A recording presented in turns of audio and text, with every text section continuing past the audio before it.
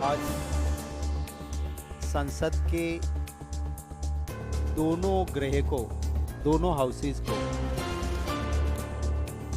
आदरणीय राष्ट्रपति जी ने संबोधित किया। हमारे संविधान के आर्टिकल 87 के तहत एक संवैधानिक जो फर्ज अपना है वो माननीय राष्ट्रपति जी ने इसका वहन किया। पार्लियामेंट्री प्रोसीजर एंड प्रैक्टिस कहती है कि ये जो भाषण होता है ये भाषण सरकार तैयार करती है और सरकार उसका ड्राफ्ट देती है और इसमें सरकार ने अपने किए हुए कामों का जायजा रखा होता है, जो कि स्टेट में गवर्नर और सेंट्रल में राष्ट्रपति जी पढ़ते हैं। उसको बहुत उम्मीदें थी देश की जनता को कि 10 साल से जो सरकार सेंट्रल में है उसका ये आखिरी काल है। ये राष्ट्रपति जी का भाषण 10 साल के आखिरी पड़ाव पे हो रहा है। तब सरकार जो इस भाषण में मुद्दे रखवाएगी उसमें अपने किए कामों का, अपने दिए हुए उन गारंटीज का जो मोदी जी ने गारंटीज 2014 में दी, जो मोदी गारंटीज 2019 में थी, उसमें से कितनी परिपूर्ण की है उसकी कुछ बातें इसमें आएगी, ऐसी सबको उम्मीद थी। पर ऐसा कुछ हुआ नहीं, क्योंकि गारंटी तो सारी फेल हो गई। कभी कभी होती है ना, कोई फर्जी कंपनियां माल बेचती है और गारंटी तो देती है पर धीरे से लिखा होता है TNC applies, terms and condition applies, और टर्म्स एंड कंडीशन देखो तो उसमें कुछ मिलता ही नहीं है। ऐसा ही मोदी गारंटी का हुआ।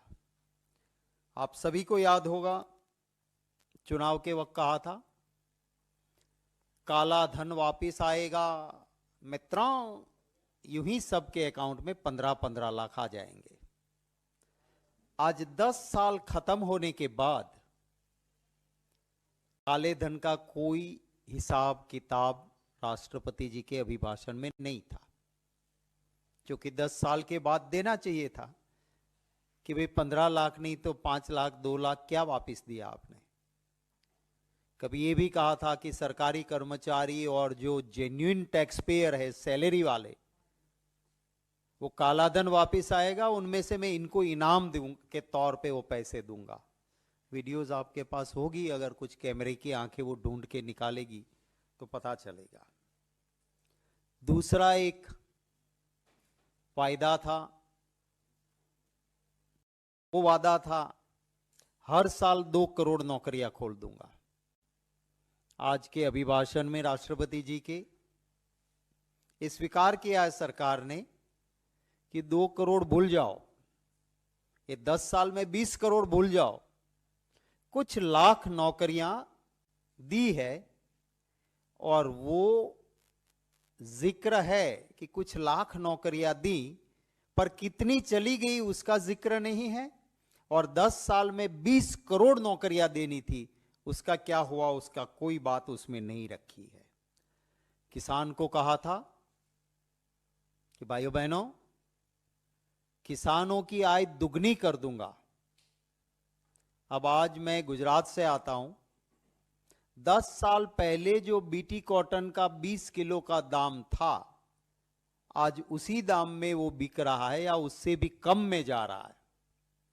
और जो खर्चा किसान को था वो जरूर दुगना हो गया। डीजल का दाम डबल हो गया, खाद महंगा हुआ, बीज महंगा हुआ, तो आय तो दुगनी नहीं हुई, खर्चा दुगना हुआ। आज के अभिभाषण में उस बात का कोई जिक्र नहीं है।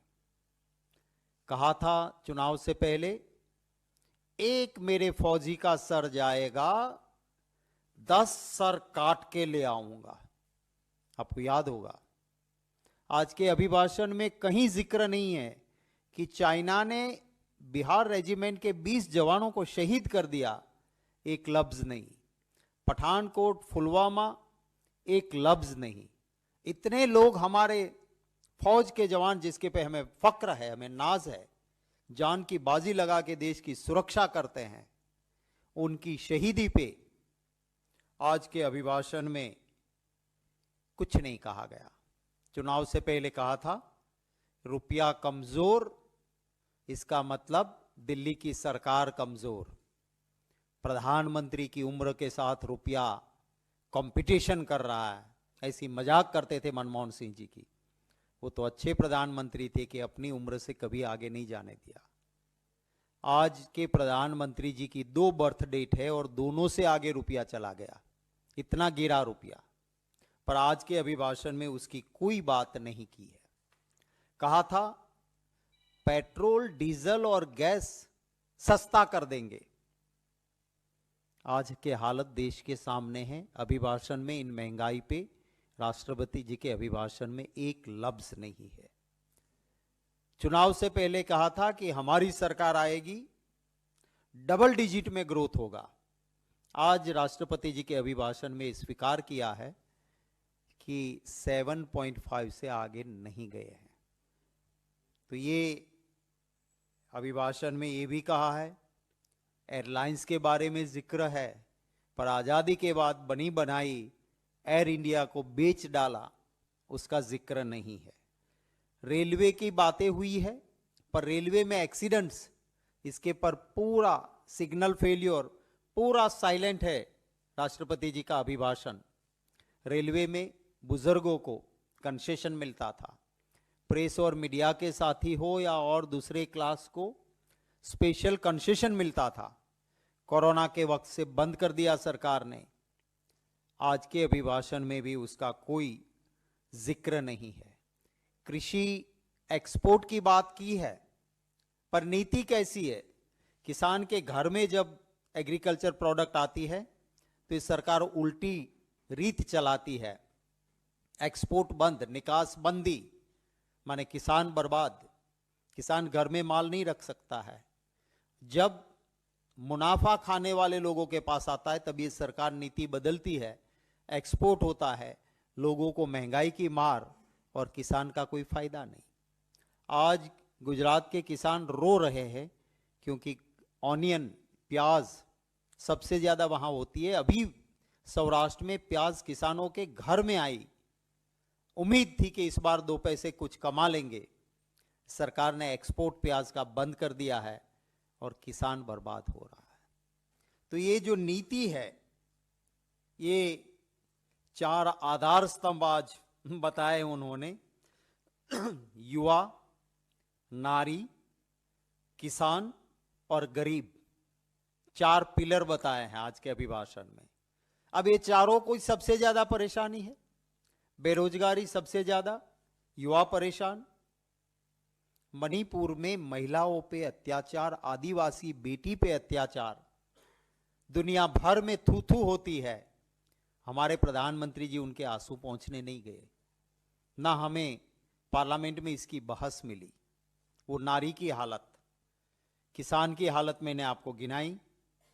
कहते हैं कि गरीबी तो अब रही नहीं, तो फिर 80 करोड़ लोगों को मुफ्त में राशन क्यों जा रहा है, क्यों ले रहे हैं लोग?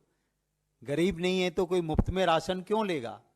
तो सच्चाई और अभिभाषण, उस दोनों के बीच में एक बहुत बड़ा फासला है। इस देश का हर नागरिक एक सुप्रीम पावर में जहां विश्वास रखता है, उसकी पूजा, उसकी आराधना, उसकी प्रेयर करता है। मैं हिंदू हूं, मैं मेरे इष्ट देव, मेरे भगवान, मेरी कुल देवी मां की प्रार्थना करता हूं, पूजा करता हूं, आराधना करता हूं।